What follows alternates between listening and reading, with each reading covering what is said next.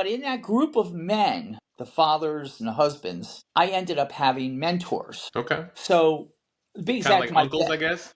yeah, like unofficial uncles. Right. So my best friend today, to be exact, two of my best friends today, come from that time and era when families got together with other families. You build a moral compass. You build a community. So a good example. I know exactly where I was the night Martin Luther King was killed.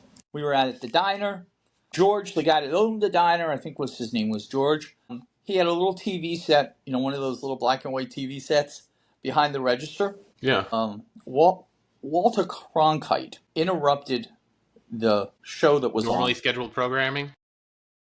my phone on Do Not Bother, and it rang anyway.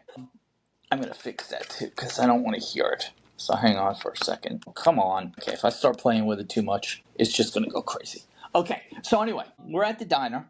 There's 7 or 8 families, and the guy announces over the radio, over the television, that Martin Luther King was killed, assassinated. My dad and another gentleman, Mr. Kreisberg, and Mr. Levy, all got up from their table, walked over to the counter, and said, "We need our food to go.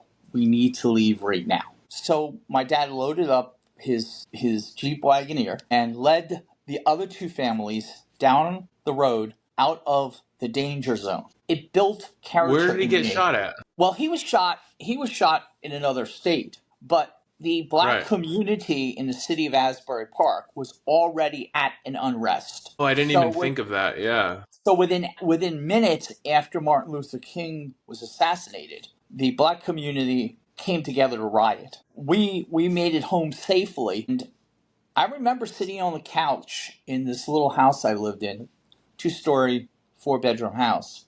My dad sitting down at his favorite chair. He had a recliner, a lazy boy recliner. He was sitting there, my brother John and I were sitting on the couch. And my father told me about racism that I never knew. He told the story about when he was in the military, how Native Americans and blacks were not allowed to vote, and how he had the opportunity to, with some other soldiers, send a letter to the Department of the Army. Mm-hmm.